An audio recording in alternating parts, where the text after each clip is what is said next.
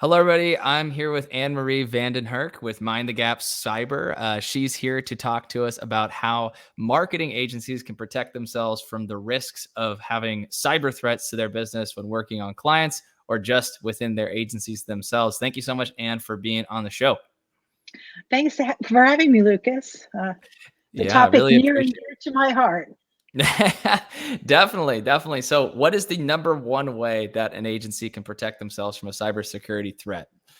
Well, the number one way is knowing that they're going to be a target, Mhm. regardless of how large they are or how small they are. They are going to be a target. And once you realize that, then you can actually go and start taking measures to protect yourself.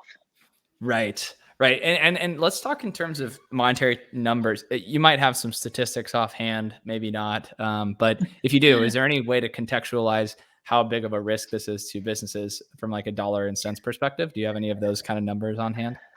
Um, you know, the fact that small businesses are the most at risk Hmm. for cyber attacks. Right. It's off the top of my head, I could throw tons of numbers at you and bombard Yeah. you with data, Right. but all the data is pretty much saying the same thing. You're Right. at risk. When a cyber attack does happen, it's going to cost you money, not Right. only money, but also clients and Hmm. reputation and your ability to continue to do your business. Right. So, for example, and I'm just pulling this figure and I'm probably close to it. But for an organization, a small, marketing agency, 1 to 49, I mean, you could be talking 30, 40, $50,000 to recover from a cyber attack. Right. Um, and I know a lot of great businesses out there, but I don't know too many that have that kind of cash on hand. And No. that's what it takes to recover. It's not just paying the ransom, but it's how do you fix the problem and recover Right. in an appropriate manner. So is there like an assessment that people can do to measure how at risk they are? Is that something you do? I mean, like, how would I know if I'm at risk? Well, it's that's a very good question, and I'm very much service oriented, so it's awkward for Mhm. me to say, but yeah, I actually do this for clients. I Okay. have a cyber safe jump start that Okay. folks can. It's an assessment, and then we talk about how to get your business secure. So you Right. walk away with a 5-point action plan, how to protect your small Yeah. business. Right. And you So mentioned yeah, before the call that the most at risk people are actually marketing agencies because they work within large organizations, and it's the vendors that usually get in trouble because there's some sort of threat and then it seeps through to the marketing agency. But like the larger company has a budget to protect themselves from those issues, but this agency doesn't. well, I mean, exactly. And the weakest link in the chain of security is the Right. small business. It's the third party vendor. And often a lot of us, I mean, I'm a small business owner Yeah. myself. I'm a small agent. I'm a vendor to organizations. The weakest link is the smaller portion, the Mhm. smaller group, Right. because we don't have the same budget. We don't have access to enterprise level security that your clients may have, or your clients may not have access to that either. Um, Right. so it's the whole point of being aware of what your risks are, how you fit into the risk landscape in Yeah. order to protect yourself and protect your clients. Right. Right. Well, what are some tangible steps that a marketing agency can take to protect themselves? Well, the number one thing is passwords. Hmm. Is it like Um, using LastPass or like something like that, or is it deeper than that? I mean, is it just using a password manager? Or? well, there are different various levels. I really do like password managers. Mhm. LastPass is very good. Keeper is Mhm. very good I've as heard that one. well. Yeah. It's you have to have complex passwords. And our brains do not work well with remembering 13 letters, symbols, and whatever. Right. So what the password manager does is it allows us to create complex passwords that makes it harder for the cyber criminals to crack. Right. And then with the password manager, all you have to do is change the password for that on a regular Right. basis. Right. Yeah, there's all these new features where you can just automatically do it, which I think is super smart. Right. I I'll mean, tell you, I had a Safari, and some of the Safari does it. new, Apple does it. I think Yeah. Microsoft's probably moving in that direction as well, where it is encouraging you to generate more passwords. And honestly, studies just came out. I mean, like this week, people still are using the password 1, 2, 3, 4, 5, 6, 7. I mean, that is pretty much saying, please take my information, Yeah. because not only are they using the 1, 2, 3, 4, 5, 6, 7 password Yeah. one place, they're using it multiple places, and Yeah. typically for important accounts. Right. Yeah, one thing And I do now is like I will have different tiers as well. Like I'll have for stuff I don't really like, if it's like some random site where I don't care if it gets hacked, like I'll just do an easy email I remember, or message I remember, password I'll remember. But there's for more like intense security stuff, I actually have a password that I haven't even written down.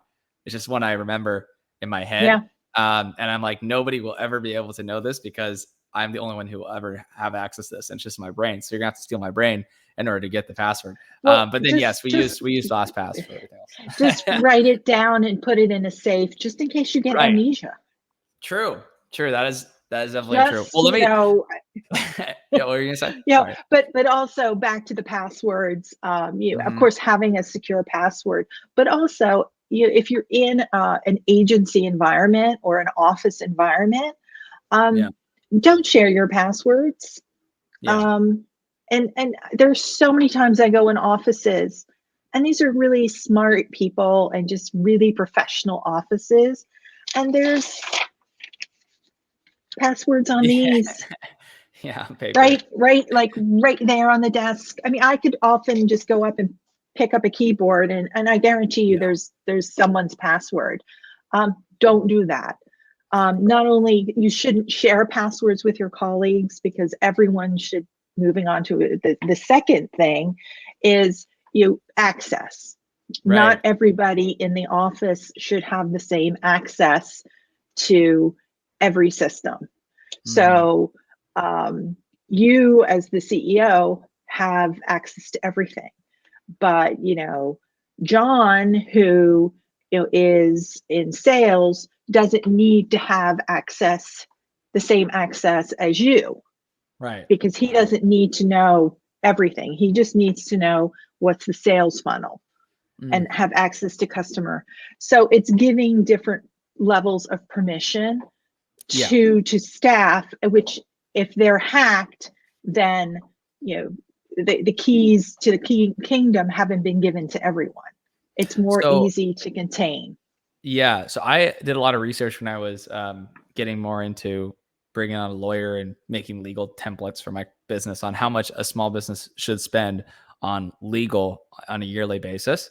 It came out to about 1 to 3% of their revenue for cybersecurity, mainly because I'm sure the answer will not be that it only matters when you get to be a larger company, because obviously it's every level of scale is important. But is there like a percentage that somebody should allocate of their yearly revenue as a digital marketing agency towards protecting themselves from cybersecurity threats? Is that something you recommend? Like, budgeting, it's part of doing business. Budgeting for legal, yes. I mean, you budget for your accounting, right? You budget for payroll. You need to budget for your for the security of your company. So I would say maybe 1 to 2%. I mean, depending on the size of your agency. You may be able to get by with off the shelf solutions. You may not have to go to an enterprise level where it's bespoke to you. Yeah. So it depends on the agency, and if anybody has questions, I mean, they're more than welcome to seek me Yeah. out, and I'm happy to have a chat with them to sort of Yeah.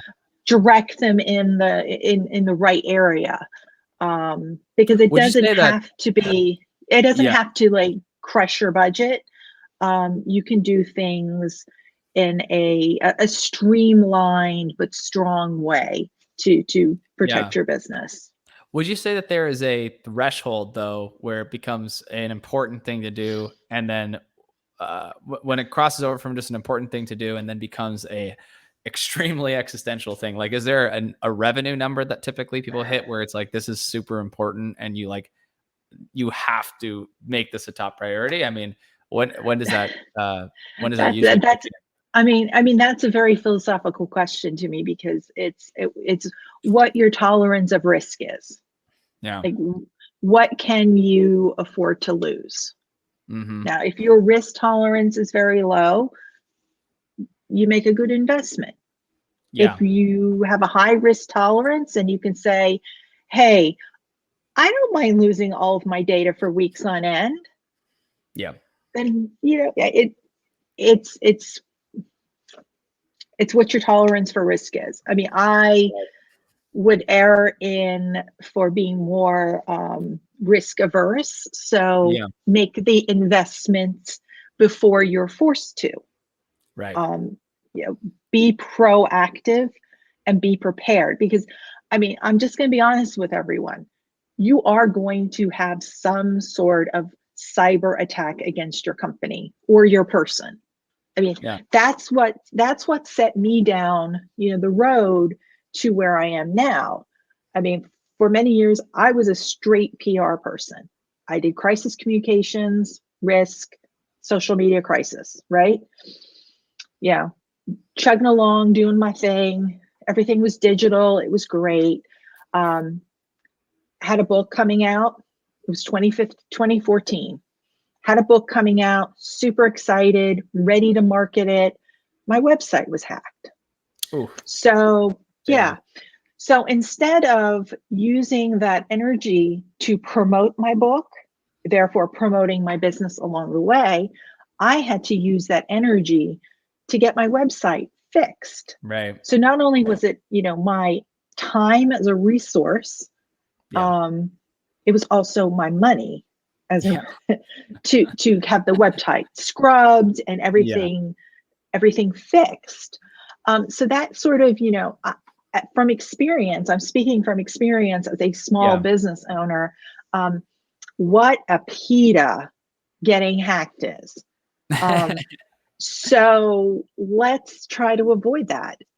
So Yeah. everyone's going to get hacked. It's Right. it's now, how are you going to be resilient for your Well, let's business? let's end with a practical, tangible thing that's happening to me right now, and I think it's something that other agency owners might be going through. So I have about 30 people on payroll, right? And there's this random people who act like me, and they'll send emails to my employees from random emails, and they'll ask them to do stuff like, hey, go buy a gift card from Walmart. Mhm. And that's happened for like the last 2 years from so many different emails, right? So far, nothing's happened because I tell everybody about it, but like it's been spoofing me for a while now. What should I do? Well, what should I do in that situation? Um, it sounds like you could have some misconfiguration with your email Hmm. server. So I would definitely talk to your email provider Yeah. and let them know what's going on, and have them look at the settings, the Even if it's configuration. coming from like other email addresses that are not mine, it's still a risk to potentially my email. It's still, the thing is, okay, the you, these cyber criminals, Hmm. they're spraying and praying. They're Yeah. hoping somebody in your office is not going to pay attention. And I mean, this is where also cyber hygiene training comes in, cyber awareness Yeah. training comes in. We spend a lot of time on this, Yeah. right? This is really just an accident, a hack waiting to happen. Because do you read your email off this? Yeah. Yeah. So, And do you often check who sent you the email? right. Like, really check. Yeah, exactly. So, I mean, they're hoping that you're on the go and you're not really paying attention. And they're hoping your staff is on the go and they're like, oh my God, got an email from Lucas. I got to act on this. Boom. Without them even thinking, why would Yeah. he be asking this? And then checking Yeah. the actual email. So Right. yeah, there's two things you can do. One is, definitely speak to your provider who handles your email in terms of configuration, let them know what's going Mhm. on so they can guide you. And two, some awareness training for your staff on phishing. That's Mm. essentially, what they're doing right now, is impersonating you, Right. to for their own end. So I Yeah. mean, it's not, everything isn't foolproof, but the thing is, people just have to have the discipline instilled, like Right. second nature, to be like, wait, okay, let me think about this, or pick up the phone and say, or text you, hey Lucas, man, did you really want me to go to Walmart and buy $500 worth of gift cards? What for? You know what I Yeah. mean? It's just it's training people to sort Silly. of question you in a way. Yeah.